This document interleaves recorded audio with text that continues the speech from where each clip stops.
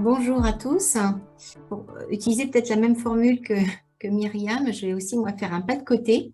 Ça reste effectivement important cette notion de partage de l'espace public, donc sous l'aspect voirie, comme ça a été évoqué à l'instant.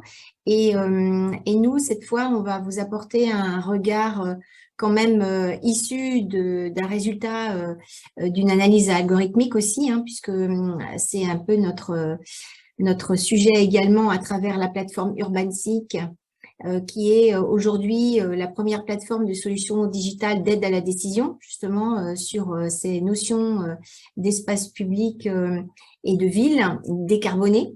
Donc, nous aidons à la transformation en fait des territoires, non plus l'adaptation au changement climatique. Je pense que c'est plutôt le vocabulaire a un peu évolué ces derniers mois avec l'évidence que le changement climatique était là et que c'était plutôt une transformation des territoires et des espaces qu'il fallait envisager. Par contre, on peut considérer qu'on est parfois un peu dépourvu. Qu'est-ce qu'il faut transformer? Où est-ce qu'il faut le transformer? Et comment? Et pour quels résultats? Donc, une fois qu'on a posé un peu cette équation-là, eh bien, on cherche à se doter d'un certain nombre d'outils pour essayer d'avoir une lecture beaucoup plus précise, en fait, localement. Et c'est en cela que SingCity s'est placé dans cette aide à la réponse pour décarboner de façon, on va dire, visible à travers un suivi d'indicateurs en ligne. Alors, pour vous faire une petite présentation rapide, bon, ça c'est le pourquoi, hein, donc nous on est là pour aider en fait à définir un cadre de transformation par l'observation, le suivi, la mesure et surtout l'évaluation en tant qu'outil d'aide à la décision avec les reportings qui conviennent. Donc, nous sommes une équipe d'une dizaine de personnes. On est filiale d'un bureau d'études historiques qui fêtera ses 40 ans l'année prochaine, qui s'appelle Sétur, qui a toujours eu dans son ADN les questions environnementales. Et donc, l'équipe UrbanSync est vraiment dédiée aux outils numériques à 100%. Donc, c'est cette équipe qui aujourd'hui vous a préparé cette présentation à travers ces deux outils. Donc, je vais quand même beaucoup plus insister sur SingCity, puisque c'est vraiment celle qui est dans la logique systémique en fait de l'analyse des territoires, alors que Athénergie est plutôt un outil de simulation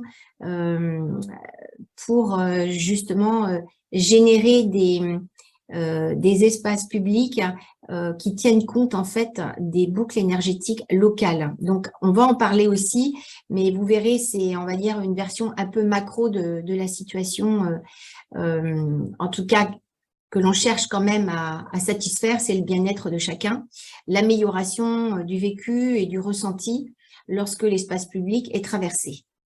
Donc, la question est de savoir comment on peut articuler, comment on peut combiner, composer en fait avec toutes ces données. Et effectivement, il y a une quantité de données conséquente. Aujourd'hui, ce sont des données qui sont extrêmement dispersées, qui ne sont pas organisées non plus. Et pour aider à maîtriser une feuille de route vers la décarbonation, eh bien, il faut chercher à tout bien coordonner, ranger et avoir un côté systématique dans l'analyse de la donnée. Donc, c'est ce qui nous caractérise. C'est une expertise d'aujourd'hui qui a été reconnue. Nous avons la chance d'être labellisés par Chrysalide Numérique dans la catégorie données et intelligence artificielle. Nous avons été également labellisés par la Fondation Solar Impulse et nous sommes membres aussi de la Convention des entreprises pour le climat. Donc, ces trois, parce que les entreprises ne sont pas toutes retenues dans la Convention des entreprises pour le climat. Donc, il faut savoir que dans le Grand Ouest, il y a à peu près une soixantaine d'entreprises qui font partie de l'année 2023. Nous avons également été labellisés, enfin du moins, c'est peut-être pas un label, mais on est membre de l'écosystème du CEREMA Lab. Et nous avons aussi un autre écosystème qui nous relaie, c'est ce qu'on appelle CleanTech Open France. Donc, j'insiste un petit peu sur le contexte parce que on sait que à peu près on va dire, pratiquement 75%, presque 80% de la ville est déjà construite, la ville de 2050. Or, on sait que aussi, c'est quand même dans ces fameuses villes qu'il y a le plus d'émissions de gaz à effet de serre. Aujourd'hui, il y a 70% des émissions qui proviennent des villes et des territoires. Donc, quand on sait que finalement, cette ville, elle est déjà encore, enfin, il reste que 20% à construire, eh bien, on se pose la question. Donc, ça veut dire qu'il faut qu'on fasse avec ce qu'on a et donc comment améliorer ce qu'on a. Donc, on s'aperçoit aussi, lorsqu'on regarde les chiffres de façon un peu plus précise, c'est que l'espace public au sens, on va dire, écosystème transport, ça représente à peu près 30% des secteurs émetteurs, donc ce qui est quand même colossal. La partie énergie représente aussi une part importante, hein, c'est 10%, mais c'est quand même pas le principal. Et vous avez le reste, les bâtiments et les déchets qui se répartissent également le delta. Donc, ce qui veut dire que, grosso modo, on a quand même 60% du travail à faire dans la ville, ce qui est quand même un sujet important. Et on voit que pour que ça soit pertinent, il faut le travailler en systémique, c'est-à-dire travailler avec plusieurs indicateurs. Donc, une fois qu'on a bien pris en compte en fait cette complexité d'indicateurs, on est obligé de faire un état des lieux, enfin ce que nous on appelle un état des lieux de la santé écologique et énergétique, environnementale de chaque quartier, de chaque secteur géographique avec lequel on a envie de travailler. Donc, pour être dans cette logique de complémentarité, eh bien, nous avons travaillé sur ce qu'on appelle du multiréférentiel, c'est-à-dire qu'il n'y a pas qu'un seul référentiel qui est, entre guillemets, le Graal et qui répond à toutes les questions. Ça, c'est un peu l'utopie que peut-être certains encore essayent auquel certains essaient de répondre. Mais en fait, par expérience, pour y avoir travaillé aussi de nombreuses années, notamment en écrivant moi-même le référentiel HQE Aménagement pour le compte à l'époque de l'association HQE et de l'ADEME. Donc, c'était quand même en 2000, rappelons les dates, c'était en 2003, donc c'était il y a 20 ans, donc c'était il y a très longtemps. Je m'étais quand même rendu compte qu'on ne peut pas s'enfermer dans un seul référentiel. Et aujourd'hui, ce qu'apporte SimCity, c'est cette logique de multiréférentiel, c'est cette capacité à comprendre que finalement, tout le monde a un petit peu raison. Chaque référentiel a abordé sous un angle particulier l'espace public et la ville, et que c'est intéressant en fait de mettre en valeur aussi tout ce travail fait et de ne pas recommencer, surtout pas, mais de faire encore une fois avec la matière que l'on a. C'est ainsi qu'on a travaillé avec une bonne vingtaine de référentiels, parce qu'il y en a beaucoup en fait à vrai dire, et que du coup nous avons sélectionné 60 indicateurs, et c'est ça qui nous a fait être d'ailleurs référencés dans l'écosystème Ceremalab pour cette particularité et cette forme de vérité en fait que l'on est capable aujourd'hui pour lequel on est capable de prendre du recul. Alors, ce recul, en fait, hein, il sert justement à travailler ce qu'on appelle des cas d'usage. C'est la terminologie qu'on a utilisée. Alors, c'est la traduction de use case pour ceux qui sont habitués aux anglicismes. Donc, les cas d'usage, ils sont en fonction, en fait, des problématiques métiers du territoire. Alors, ça peut se traduire par la problématique des îlots de chaleur. Ça peut se traduire aussi par la partie mobilité cyclable ou la mobilité piétonne, comme Myriam nous l'a montré tout à l'heure. Donc, ce qui compte, en fait, hein, c'est de coupler les indicateurs entre eux, de les croiser. Croiser un indicateur avec un autre, c'est pas très compliqué à faire. Quand on en croise 2, 3, 4, ça devient un peu plus complexe. Et c'est pour ça que l'algorithme nous rend service. Et merci au numérique, parce que si on n'avait pas le numérique, on ne pourrait pas, on va dire, simplifier cette complexité de données, parce qu'il y a beaucoup d'informations et qu'il faut arriver à le simplifier.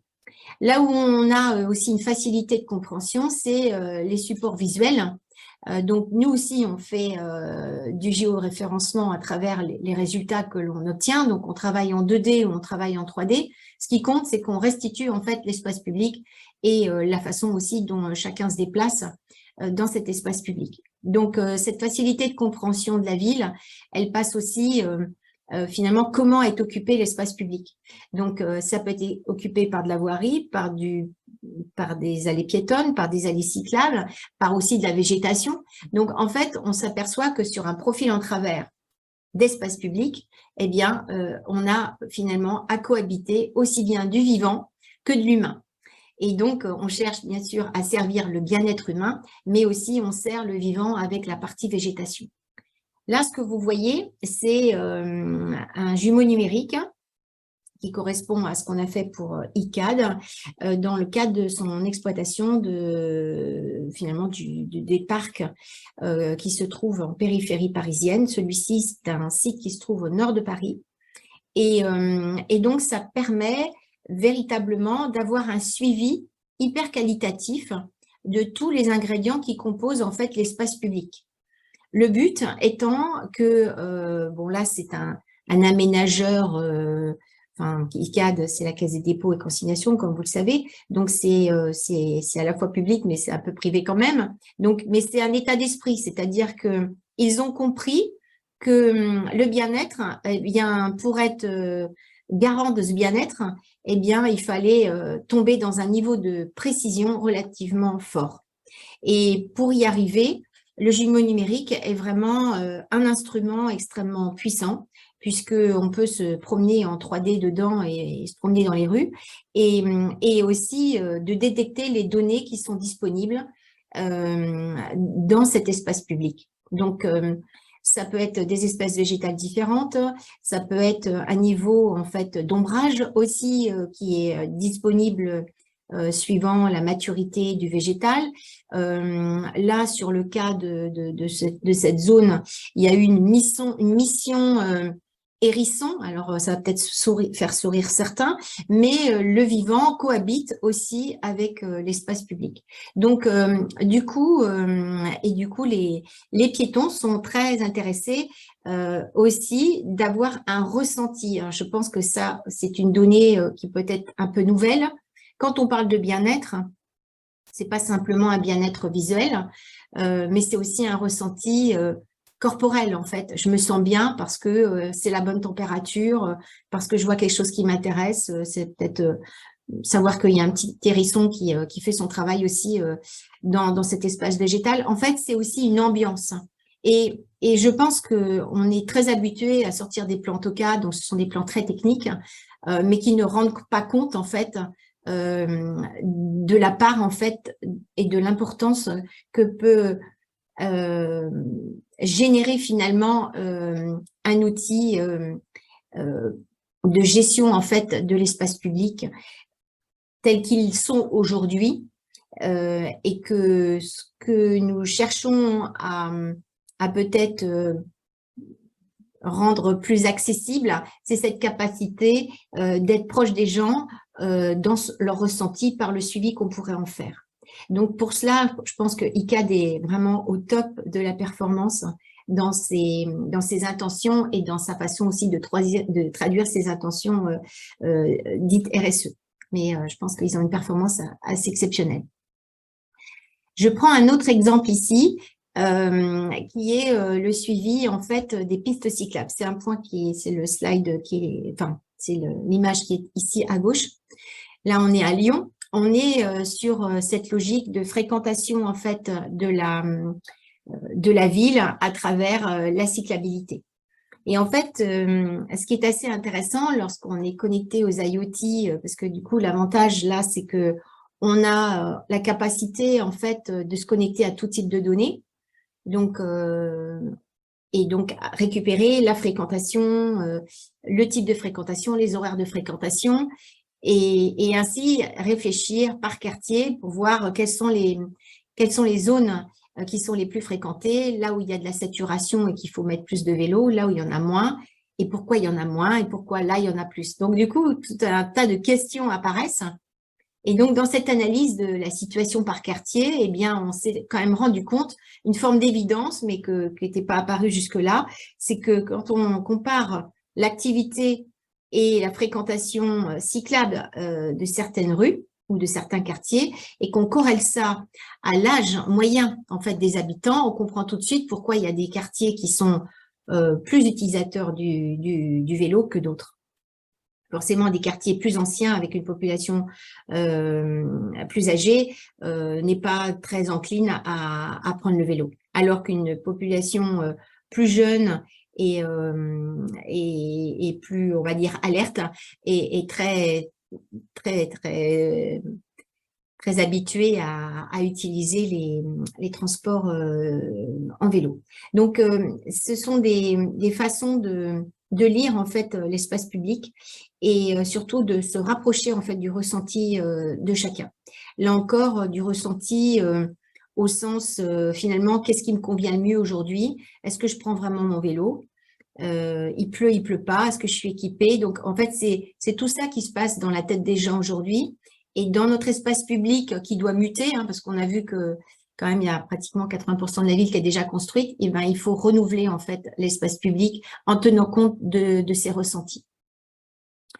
Pour ce qui concerne l'avenir, je pense que, en tout cas, c'est comme ça qu'on essaie de l'interpréter aujourd'hui, même si on n'est pas encore dans la vérification que nos hypothèses sont encore tout à fait confirmées. Mais on a lancé, enfin l'équipe que je représente a lancé une R&D sur la capacité à ce que un individu, d'un jour à l'autre, peut changer son mode de déplacement en fonction d'un certain nombre de paramètres. Et cette complexité, en fait, pour les opérateurs de mobilité, aujourd'hui, elle n'est pas accessible. Ils ne savent pas, en fait, comment les gens raisonnent, pourquoi ils choisissent tel itinéraire plutôt qu'un autre. Et qu'est-ce qui va faire qu'à un endroit, on va se retrouver avec une demande en surcroît et non satisfaite ou une demande pas bien identifiée au moment où elle arrive. Et donc, du coup, on a réfléchi à aussi aller sur ces terrains-là. Et on pourra vous en parler à un prochain webinaire. Là, je vous fais un petit teasing pour la prochaine fois. Donc, nous sommes en train de préparer un troisième algorithme sur les mobilités décarbonées, justement pour relier le ressenti et le mode de décision individuel aux opérateurs de mobilité pour qu'ils soient capables en fait de se projeter dans cet usage et dans cette attente en fait de besoin d'un jour à l'autre, ce qui aujourd'hui n'existe pas dans les masses, dans les mobilités as a service. Dans les espaces publics, on se trouve aussi un autre exemple très différent sur des grosses infrastructures. J'ai pris l'exemple d'un port parce qu'il y en a quand même pas mal en France. Hein, on est quand même un des pays où il y a le plus d'activités portuaires. Et en fait, la cohabitation d'un espace portuaire avec finalement la ville est intéressante à travailler. Et du coup, on a cet exercice en cours là avec un port et ça va faire presque la troisième année qu'on les suit et on voit l'évolution et c'est très intéressant parce que lorsqu'on est dans une vraie quand on cherche vraiment à comprendre l'espace public et voir comment il évolue et comment les besoins du coup apparaissent mieux, eh bien du coup on a plus d'idées, on voit mieux les choses et on comprend mieux en fait. Et je pense que c'est un vrai bonheur en fait, je peux le dire ça comme ça, mais en tout cas c'est comme ça que les clients le ressentent. Ils se disent ouais c'est génial parce qu'en fait on pouvait pas faire ça avant et là la donnée nous ouvre un champ des possibles auquel on n'imaginait même pas. Donc, c'est une très grande satisfaction de pouvoir être dans cette combinaison. Bon, là, je prends un autre volet des infrastructures, on va dire des espaces publics, que sont les éclairages, parce qu'on aussi, l'éclairage public, ça rentre dans l'espace urbain dit de voirie, et donc c'est aussi un élément très intéressant à suivre. Voilà, en tout cas, j'ai essayé à travers ce petit résumé de vous montrer que faire du suivi de données en temps réel, c'est extrêmement, on va dire, gratifiant parce que la donnée, on la fait parler, mais elle, comme on dit, elle nous le rend bien. Donc ça, c'est extrêmement intéressant d'être dans la bonification aussi des cas d'usage, hein, c'est-à-dire que d'une année à l'autre, on les fait évoluer parce que les questions se posent aussi différemment, parce que aussi, finalement, celui qui utilise la maquette, lui-même, il évolue et il se dit, bah, tiens, maintenant, je vais me poser la question autrement. Et donc, ça, c'est aussi un accompagnement qu'on essaye aussi de partager et de suggérer en fonction aussi de ce que nous, on est capable de lire à travers cet exercice de données, d'expertise de données. En tout cas, l'usage principal, c'est que c'est fait pour être dans un mode de décision plus éclairé, puisque en fait, on est aussi dans cette logique de décarbonation, donc on a aussi des indicateurs qui permettent de montrer que telle action va être bonifiante aussi sur la partie décarbonation. Donc finalement, il n'y a pas de perdant, tout le monde est gagnant dans l'exercice de l'application, de la lecture de la donnée et surtout après de son interprétation. Voilà, je pense pas que j'ai eu le temps de vous parler de Athenergy, mais si je peux quand même conclure là-dessus, parce que c'est aussi une forme d'optimisation d'espace public. En tout cas, moi, c'est comme ça que je le vis en tant que à la fois environnementaliste et urbaniste. C'est que si on veut vraiment être dans la frugalité des projets urbains, cette fois-ci des projets à venir, c'est-à-dire comment la ville va se renouveler sur elle-même. On va avoir donc des dents creuses qui vont se combiner à l'existant et on va essayer de réfléchir autrement pour ce nouveau quartier. Et en fait, on s'aperçoit que surtout avec la loi récente qui est parue donc le 10 janvier là, de cette année, on voit que l'espace public est redevenu possible, on va dire, en termes d'occupation, sous l'angle, cette fois-ci, solaire. Donc, pour ne pas non plus tomber dans du tartinage, enfin, excusez-moi du terme, mais je voudrais pas que ça soit, enfin, ce serait très décevant que ça soit du tartinage de parking avec des ombrières mal conçues.